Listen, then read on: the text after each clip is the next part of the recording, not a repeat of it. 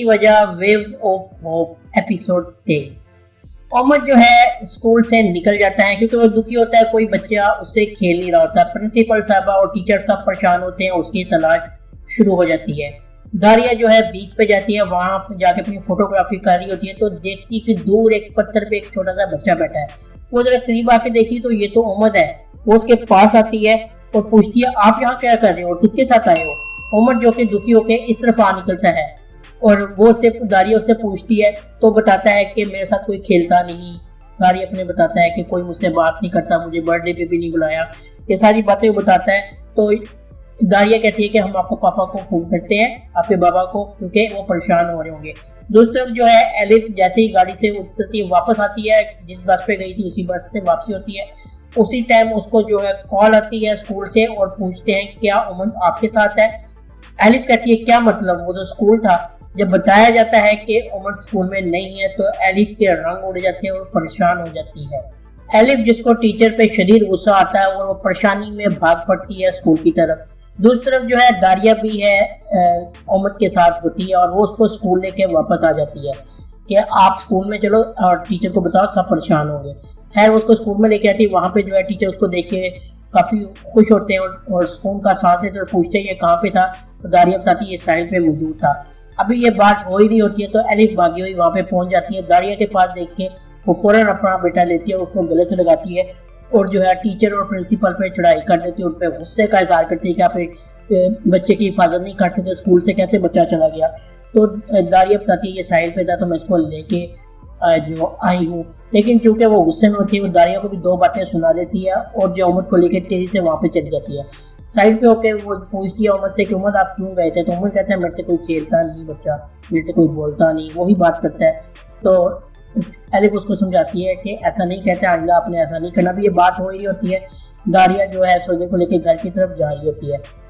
घर की तरफ जाने से लगती है तो वो उमर को देख के रुक जाती है। वहाँ पे एलिफ भी मौजूद होती है। एलिफ जो कि जानती है कि दारिया उमर की माँ है।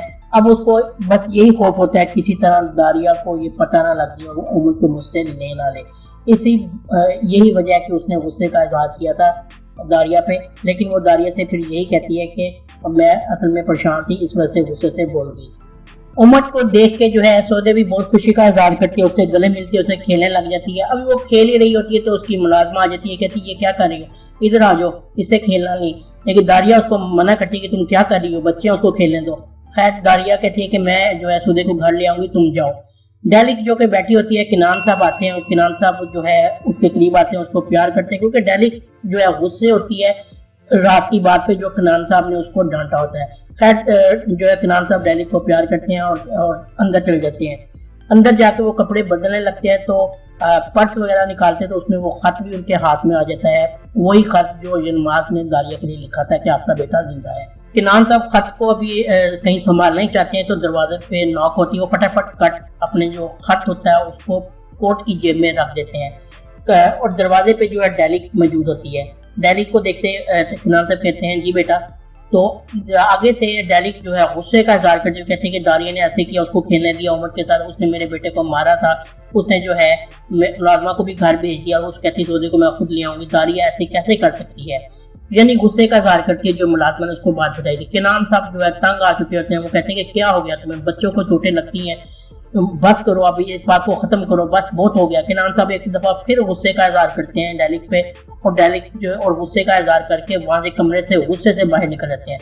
डेलिक जो है बेड पे बैठ जाती है उनके कोट के ऊपर ही। कोट के ऊपर जैसे ही बैठती है वो कहती है, उसको एहसास होता है कि मेरे नीचे कोट है। वो कोट को उठती है और कोट को उठा के रखने ही लगती है तो उसमें से खत निकल के बाहर आ जाता है। डेलिक खत को पकड़ती है और खत को पढ़ना शुरू कर देती है। खत में वही लिखा होता है कि आपका बेटा जिंदा है। डेलिक ये पढ़ के जो है एकदम हैरान रह जाती है और उसकी आंखें भी फटी की फटी रह जाती हैं। यानी अब ये राज डेलिक तक भी पहुंच जाता है। दामना जो है अपनी गाड़ी पे जा रही होती है, सड़क के दरमियान कोई लड़का बैठा होता है और उसके हाथ में है एक डॉग होता है जो कि जख्मी लग रहा होता है, बीमार लग रहा होता है। दामना फटाफट अपनी गाड़ी को रोकती है और भागती आती है कि क्या हुआ।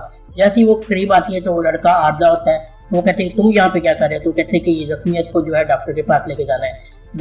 जो है दामना कहते हैं कि इसको जल्दी से मेरी गाड़ी में बिठाओ और हम इसको डॉक्टर के पास लेके जाते हैं। ایلف بھی امید کو لے کے گھر آ جاتی ہے اور امید بھی کھیل رہا ہوتا ہے، لیکن جو ہے ایلف یلماز کو فون کرتی ہے اور بتاتی ہے کہ آج جو ہے امید گم ہو گیا تھا، ساری اس کو تفصیل بتاتی ہے۔ دوسرا اب ڈیلی کو بھی راز پتہ لگ جاتا ہے، جیسے ہی جو ہے داریا سودے کے ساتھ گھر آتی ہے پہلے تو اس پہ چڑھائی کر دیتی ہے تو تم نے کیسے اس کو کھیلنے دیا میرے بیٹے کے ساتھ، وہ میرے بیٹے کو نقصان پہنچا دیتا ہے۔ ٹیلر بھی وہاں موجود ہوتا ہے، ڈیلی اپنی حسب عادت طنز کرتی ہے اس کے بچے کے حوالے سے اس کو، یعنی کہ داریا کو، جس سے داریا دکھی ہوتی ہے اور اپنے کمرے میں چلی جاتی ہے۔ دامنا جو ہے اردا کے ساتھ ڈاکٹر کے پاس لے جاتی ہے لوگوں کو، وہ ڈاکٹر اس کا علاج کرتا ہے۔ ایسی رحم دلی دیکھ کے دامنا جو ہے اردا سے دوستی کر لیتی ہے، یعنی ہاتھ ملا لیتی ہے اور جو دونوں دوست بن جاتے ہیں۔ ڈیلک جو کہ کافی جو ہے تنقید اور طنز کا نشانہ بناتی ہے داریا کو، داریا جو ہے اپنے کمرے میں چل پڑتی ہے، پیچھے پیچھے ٹینر اس کے آ جاتا ہے اور جو ہے ڈیلک کے رویے پہ جو ہے معذرت کرتا ہے، لیکن جو ہے داریا کہتی کوئی بات نہیں۔